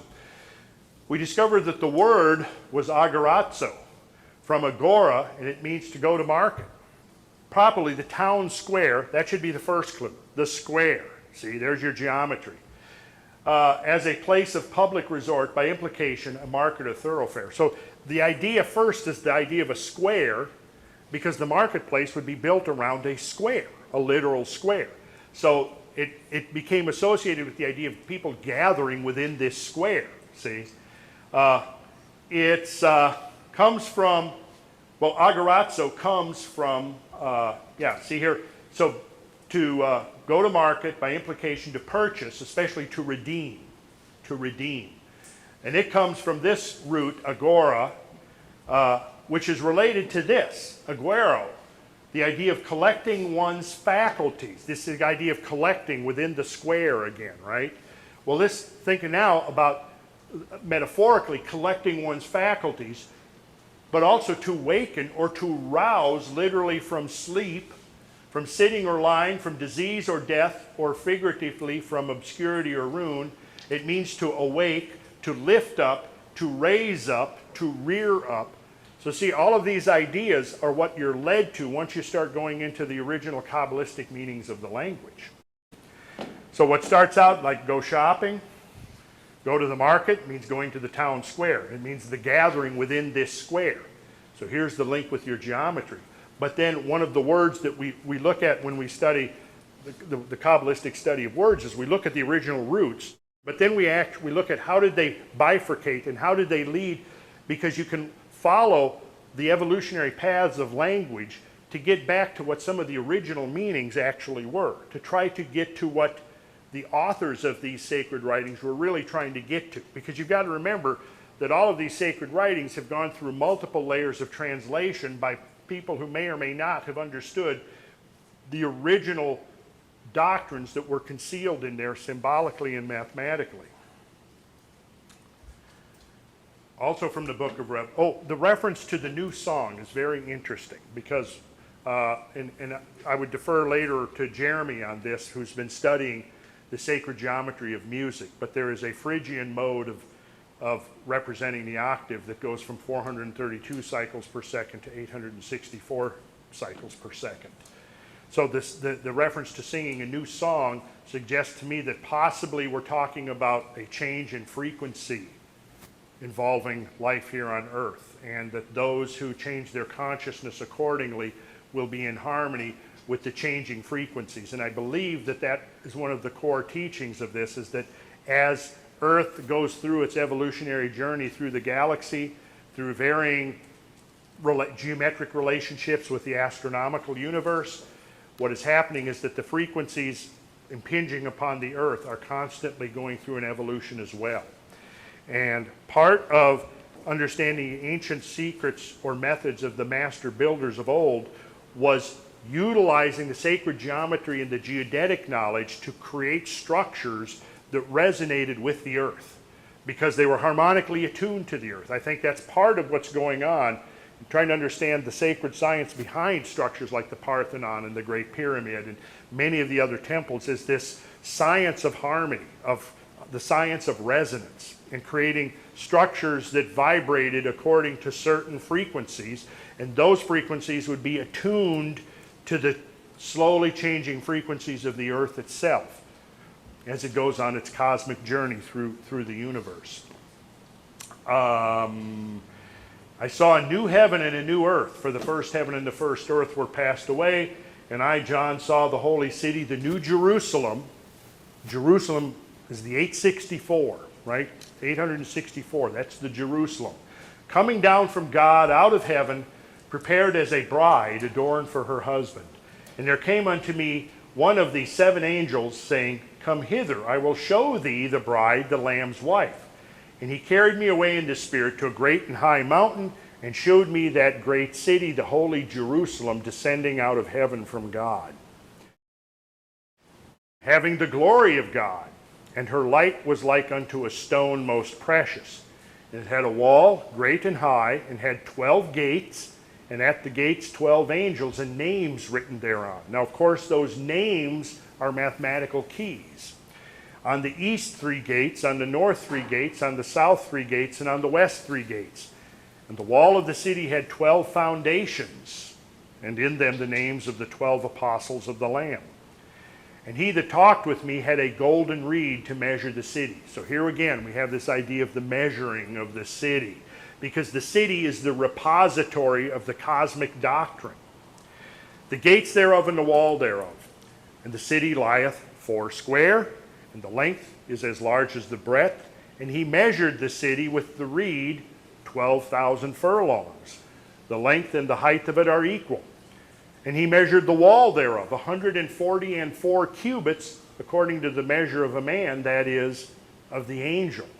Now I find that verse to be particularly potent in its meaning, because first of all we have to ask the question, what are we talking about what is the Bible talking about when it refers to angels? Well, you know, the counterpart to angels are found in all cultures. It's just in the Bible they're called angels, who are the messengers, right, from this other domain.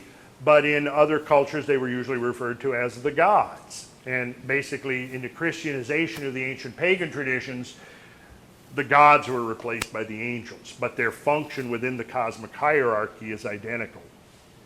And so the fact that the measure of a man, a human,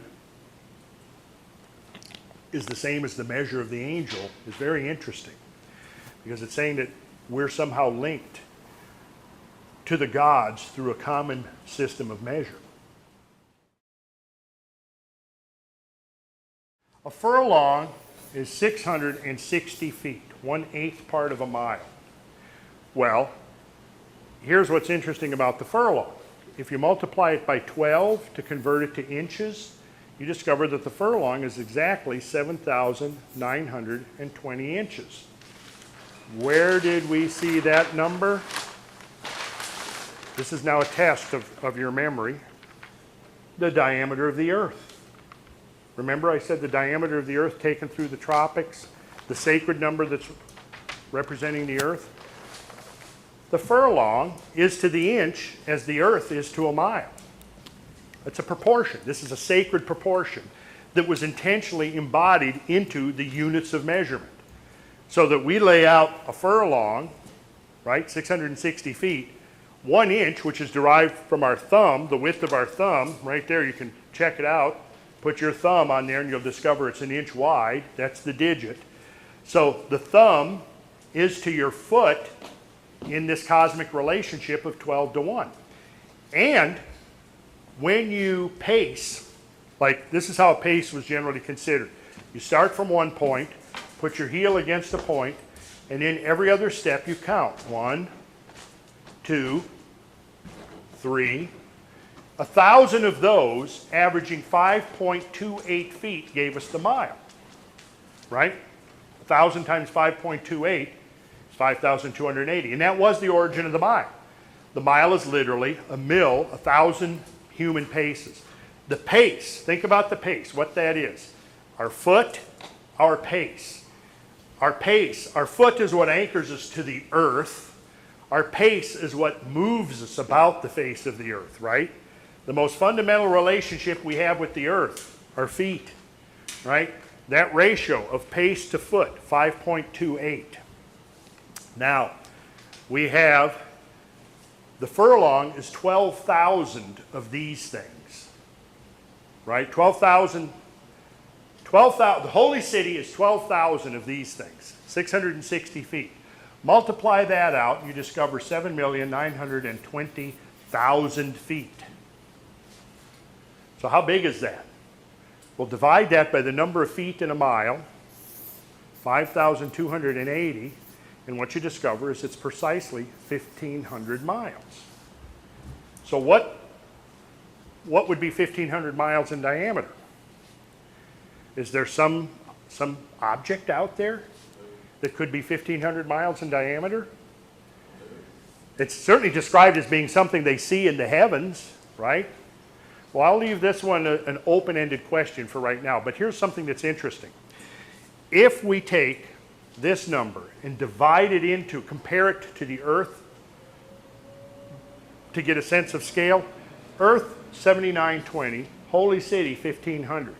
So we put 7,920 over 1,500, and Cameron, if you quickly do that calculation in your head, you'll discover that 1,500 goes into 7,920, exactly 5.28 times the relationship of our foot to our pace.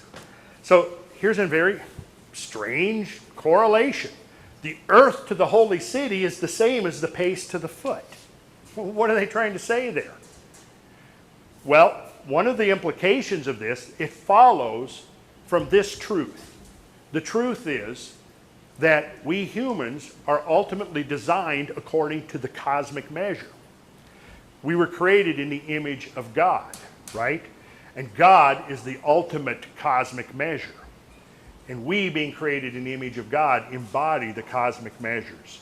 So when Protagoras said man is the measure of all things, what he was implying is that we are the ultimate yardstick for the cosmos. In fact, when one looks at the scale of phenomena, from the human up to the largest macro scale that we know of, and from the human down to the smallest micro scale we know of, where are we within that hierarchy? Right smack in the middle. So there's as much above us as there is below us. There's as much greater than us as there is lesser than us. And I think that's one of the implications of this, is that when we begin looking at our sacred geometry, we realize it's the ultimate fusion of all of these phenomena on all scales, and the ultimate component, or the ultimate symbol of all that fusion, is we ourselves. And then, of course, ultimately, it's our consciousness, because, like I said, with his name written in our forehead, what that means is that when you study sacred geometry, you're literally building an edifice in your consciousness. You're building a form out of your own, the material of your own conscious mind that reflects this order of nature, of cosmic nature that's all about us. And that's the power, and why study of sacred geometry can ultimately be a key to accessing lots of other things like the Kabbalah and the alchemy and the Hermetic wisdom and the Gnostic traditions and the traditions of the Vedas and so forth. There it is, 12,000 furlongs, the city lieth foursquare, 48,000 furlongs on a perimeter. It's also described as cubical. 12,000 furlongs equals 7,920,000 feet, which equals 1,500 miles. The total perimeter, 31,680, that has a profound mystical significance, which we will save for another time. So there it is, a tabulation of some of the stuff we've covered. The diameter of the earth at 7920. 1 furlong, 7920 inches. The diameter of the New Jerusalem, 7,920,000 feet, which is 1,500 miles. 1 mile is 5,280 feet, or 1,000 paces of 5.28 feet. 1.5 miles is 7,920 feet. And here's the pace to the foot, equals the earth to the holy city, which equals 7,920 to 1,500, and there's that magic ratio of 5.28 that links the earth to this other cosmic entity, for now going unnamed, that relates to our own scale exactly as our pace does to our foot. And what you discover is that if you're taller or shorter, it doesn't matter, because it's a proportional relationship. If you're taller, your pace, my pace is in excess of 6 feet. So 5.28, you're going to have a somewhat shorter, but you're going to discover that the ratio is relatively constant.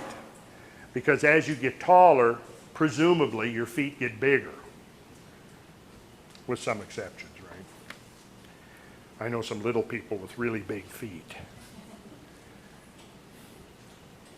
And here is the Hebrew cubit, which is 18 inches. Remember, 144 cubits according to the measure of a man, that is of the angel.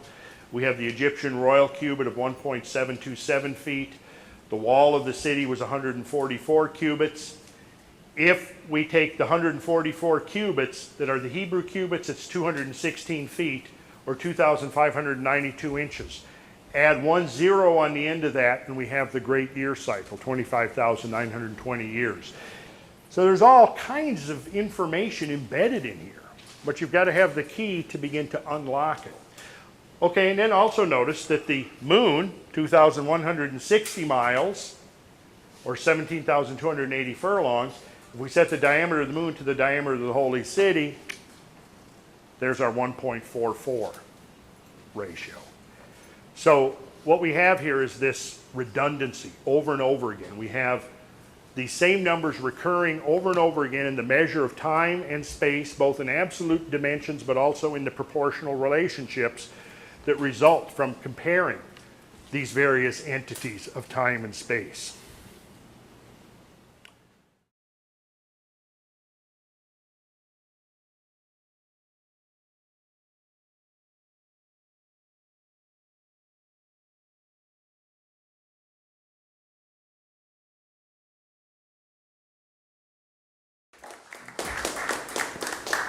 I was just informed by the break by Karen, are you still here, Karen, that one of the authors that I have drawn a lot of knowledge from and inspiration over the years, died a couple of days ago, John Michel, who's actually, in the classes I give a reading list, and he's always right at the top of the list as being one of the people who have really pioneered this work of making all of these interconnections with the ancient cosmological systems and so forth. So I was saddened to hear that he had recently passed away. So that just means there's one less important researcher doing this kind of work. So and it's something that needs to be done. We really need, I think, to come to terms with what our predecessors on this planet were up to. Well, we're going to proceed on here with a few examples. During the break, we were talking outside about eclipses a little bit. Brian was pointing out how he was amazed that a total solar eclipse, you can look at it and you'll see that the disk of the moon is exactly superimposed over the disk of the sun. But obviously we know that the distance of the moon and the sun is vastly different, and the size of the moon and the sun are vastly different. And yet from our perspective, we see the lunar orb and the solar orb, for the most part, of being precisely the same size. Now there is some variation in that because there's variation in the moon's perigee and apogee from 221 to 252,000 miles. For round numbers, you can kind of think of the moon being 250,000 miles from the Earth. The sun, on the other hand, is about 93 million.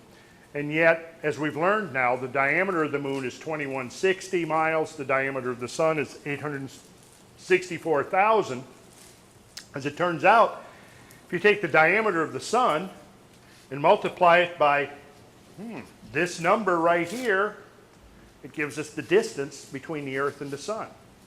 And if we take the diameter of the moon, which is 2160, multiply it by the same factor of 108, we discover that we now have the Earth-Moon distance.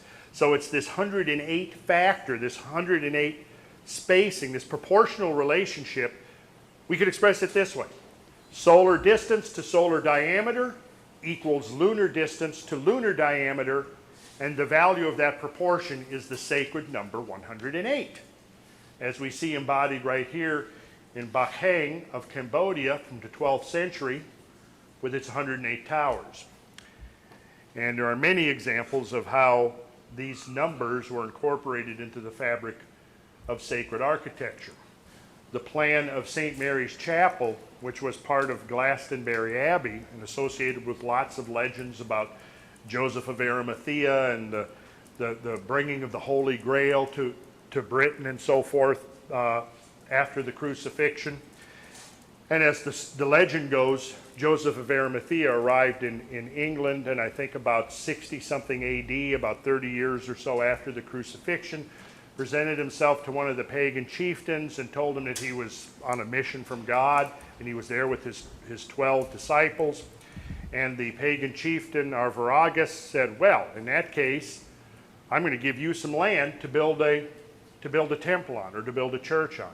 So he gave him 12 hides of land, according to the records and the legends, 12 hides of land. Well, a hide of land, as it turned out, was considered to be the amount of land necessary to support one family with essentially subsistence agriculture. Well, a hide of land was 120 acres. So if the tract of land given to Joseph of Arimathea to build what legend says claims to be the first Christian church was 12 times 120 hides, or 1,440 acres. So there we have that number showing up again in what would be called the sacred precinct. Well, at the center of this 1,440 acres, he built a little circular temple. And that circular temple, now this again is according to the legend, it hasn't been scientifically proven, but according to the legend, that circular temple, which was built out of wood, was eventually preserved by being encased in lead. And then in around between 500 and 600 AD, it had finally deteriorated to the point where they were going to rebuild it, so they actually rebuilt it in there was a rectangular temple there, but they built the rectangular temple such that the width of the rectangular chapel, rather, was the same as the diameter of the original circular church.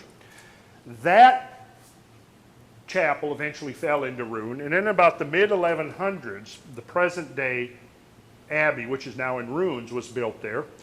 And St. Mary's Chapel was built over the foundation stones of the original rectangular chapel, so it preserved those original dimensions, which are shown right here. 68.6 feet by 39.6. 39.6. Where have we seen that? There's a number that's the radius of the Earth right there, or it expresses that in feet. Obviously, we would have to multiply that number by 100, and we get 3,960 feet. But this suggests that there might be some proportional relationships going on here. If we go to the ground plan of Stonehenge, which of course goes back to Neolithic times, which would have been at least 2,000 years before the building of the circular temple, we discover that it's a series of concentric circles. The inner circle of this is the bluestone horseshoe made out of a type of rhyolite, an igneous rock called bluestone. And here we can look at the dimensions of the various circles composing Stonehenge. We look at the Sarsen stone circle, which is the outer one, this one, and we discover that it's 100.8 feet drawn on the center line. The outer face is 105.6. Now if you multiply that times 5, I mentioned earlier, 105.6 times 5 gives us 1/10 of a mile. So that suggests that that the mile was a unit of measurement being used. The average length of the Sarsen stone lintels, which is this, 10.56. So this average length of the uprights and the lintels that separate them is 10.56 feet. Multiply that by 10, you have the overall diameter of the structure. Multiply that by 50, and you have exactly the British mile that we've inherited, which is now the American mile, since the British don't use that mile anymore, they use kilometers. So we here in America are essentially preserving that ancient sacred unit of measurement that was being used by the builders of Stonehenge. But we go further here, and we will go back, and we'll see that the bluestone circle, 79.2 feet. So you've got the bluestone circle here, 79.2 feet. The bluestone horseshoe, which is laid out tangent to a circle, that is 39.6 feet, right here. So they bear the relationship to each other as the diameter of the Earth, which is 7,920 to 3,960, equals the 79.2 of the bluestone circle to this circle. So we have 79.2 and 39.6. So you see how the very same numbers are built in right there. And that 39.6 was the exact width of the chapel, St. Mary's Chapel at Glastonbury. So you can see that chapel, if you look at the underlying geometry of Stonehenge, you'll see that there's concealed in there the Seal of Solomon, linking the size of these concentric circles to one another. And if we take this rectangle right here, which is in the relationship of the square root of 3 to 1, we discovered that that's precisely the size of this chapel that was the first, according to some, built 2,000 years later. And it links the two. It links a common geometry. There's also the squaring of the circle. I mentioned earlier that the Great Pyramid was a solution to the squaring of the circle problem. And Stonehenge is also a solution, provides us with a solution to the squaring of the circle. The squaring of the circle was the preeminent problem of classical geometry, because these were considered to be symbolical of the two disparate realms of phenomena. The square was all things measurable, rational, finite, material. The circle was all things immeasurable, infinite, spiritual, things that can't be measured. So the squaring of the circle was a problem that resolved the two. You cannot, in geometry, create using the methods of classical geometry, which allows you only to use the compass and the straight edge. You're only allowed to use the compass and the straight edge because it was believed that that's what the tools used by the creator was, a compass and a straight edge, a means of creating arcs and a means of creating straight lines. And when you had those two things at your disposal, you could create the whole infinite realm of phenomena, manifested phenomena, by linking the arcs created by the compass and the straight line. Using those instruments, there is no way of creating geometrically a square and circle of exactly equal perimeter. All there are is various ways of approximating it to a greater or lesser degree of precision. And this is what we find in both the geometry of the Great Pyramid and the geometry of Stonehenge provide us with ways of solving those problems to a high degree of accuracy. So what we have here is, you'll notice you have a square, and within that square is a circle. We say that this circle is inscribed within the square. At the same time, we also have a second circle that clips the square. See how it clips the corners of the square?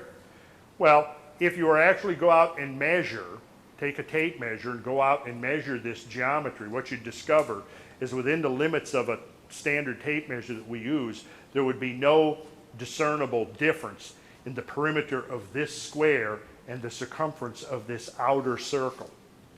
And essentially is the solution of the squaring of the circle exercise. But what's really interesting here to me is that when you go from the center of the monument out to the bluestone circle right here, you've gone half of this number, which is 39.6. If you go from here, the radius of the larger circle, you've gone 50.4 feet. If you subtract the 39.6 from the 50.4, you get 10.8 feet. Well, remember, the moon has a radius of 1,080 miles. So what you have here is that if you then use this as the diameter of the Earth, this then is the radius of the Earth, then this is the radius of the moon. So you draw a circle on this, and you draw this circle, and now you have the Earth-Moon proportions exactly laid out. So that's what you see here in this squaring of the circle exercise that provides us with the ground plan of Stonehenge. We find that this circle is 79.2 feet, and this circle is 21.6 feet in diameter. So it relates exactly as the Earth-Moon. So here's the Earth, here's the Moon, and here's the diameter of the bluestone circle, 79.2, and here's the diameter of this little hypothetical circle that has been drawn right here with that difference right there as the radius. Now, how is it that those proportions end up here? A coincidence? Does it mean that the builders of Stonehenge had measured the Earth and the Moon? Maybe, not necessarily. It does imply to me, though, that if they were constructing this with reference to some ancient canon of cosmology, it may then follow that they're automatically incorporating these proportions into their structures. But then again, on the other hand, perhaps they were deliberately and consciously setting out. At this stage of our knowledge, we can't say one way or the other. But either way, the implications of it are very interesting and very profound.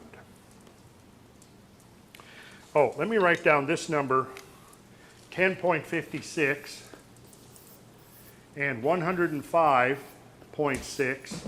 And remember, if we take this number times 50 equals 1 mile. And the fact that they were using this and that it is an even subdivision of the mile does suggest strongly that the mile was in use at the time Stonehenge was built, some 4,000 to 4,500 years ago. The number 10.56 is significant, as we'll see. Also, if we look at the ground plan of the Glastonbury Abbey, and here's the chapel, which has the 68.6 times 39.6 dimensions, It happens to be on a line of latitude that if you project due east, it pierces the center of Stonehenge. So it's almost like geodetically or geographically.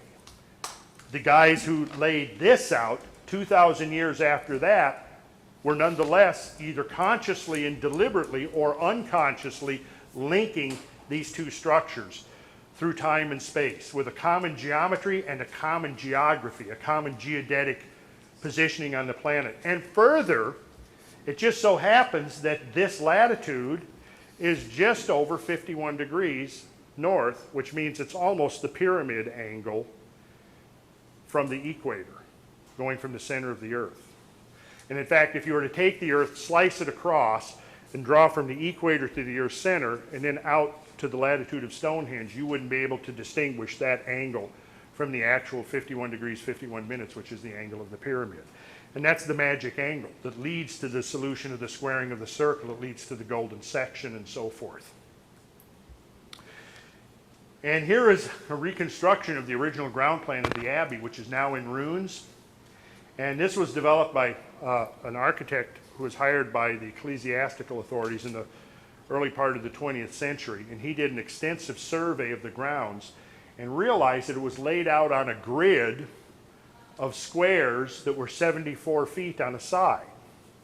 Well, he ended up getting in trouble and getting fired from his position, because when he exposed this, he said, well, it's built on a grid of squares 74 feet on a side, and the full length of the Abbey, if you count, is 9 squares.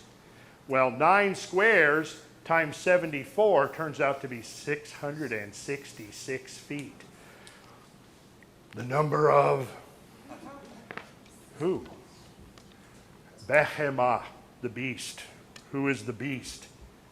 See, this is one of the mysteries. I referred to it earlier. The number 603 score and whatever. Yeah. It ends up being 666 feet, though. I mean, 666, yes, 666 feet. So the fathers of the Church of England didn't like that, and they didn't like where he was going with this. So he was relieved of his duties. But why would they be trying to embody the number 666 in a Christian church? Well, once you get into the study, I showed you earlier the numerical and mathematical and geometrical basis of language. There are some very important and interesting clues there, because there's some very interesting words and phrases and names that come up with the number 666. And it's not what you would think.